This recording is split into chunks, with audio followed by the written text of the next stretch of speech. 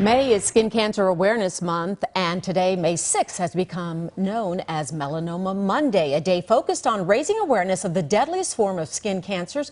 And with the summer sun fast approaching, reducing your risk factor is so important. And joining us with tips to reduce your risk is dermatologist Omer Ibrahim. Thanks so much for joining us this morning. Great to have you here. Okay, exactly what causes skin cancer?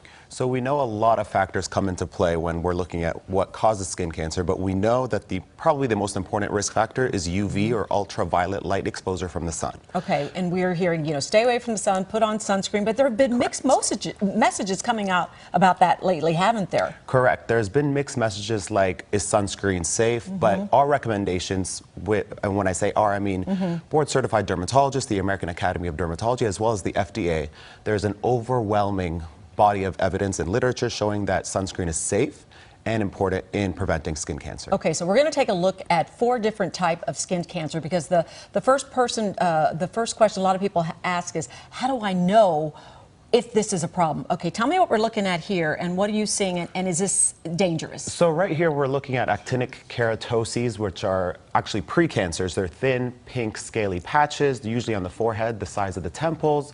Usually the story is people say, I've been applying all this kind of moisturizer and my skin's still dry. These are precancers, can turn to skin cancer if they're left alone. Okay, very interesting. I would not have thought that about that. Okay, second is the basal cell carcinoma. Tell me about this. So basal cell carcinoma is the most common type of skin cancer. It is one of those slow growing ones. So they rarely go to other parts of the body like the lymph nodes and the brain and things like that. But if left alone, they can actually invade bone. Okay, so I'm looking at this and it looks like a mole, but it's more than a mole. Exactly. Is it? Okay. They're classically described as pink, pearly, like shiny papules that tend to bleed very easily. Okay. They almost look like an acne bump that just never goes away. Good one. Okay, very good. And then third is the squamous cell carcinoma. Squamous cell carcinoma is the second most common. They tend to be a little thicker, pink, brown to scaly, and these are what these actinic keratoses eventually turn into. And these can metastasize, meaning go to other parts of the body. Okay, that looks to me just like a raised mole. I would not be frightened by that. Exactly, but anything that's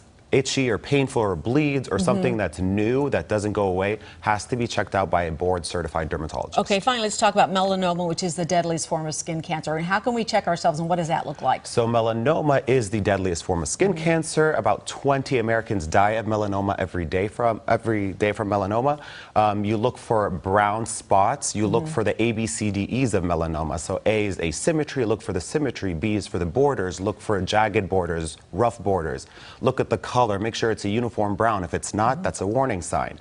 D is diameter, if things are growing in size. And E, anything that changes on your skin. Brown spots that are changing in color, shape, or size has to be checked out by a board certified dermatologist. Okay, ABCD. Now finally, if I'm not sure, do you recommend people go and get themselves checked once a year, or what's the best way to fight this? I always say get yourself checked once a year by a board certified dermatologist, at least once a year. And then depending on who you are, your risk factors, we tailor how often you have to come back. Okay. And of course, wear your sunscreen throughout the day.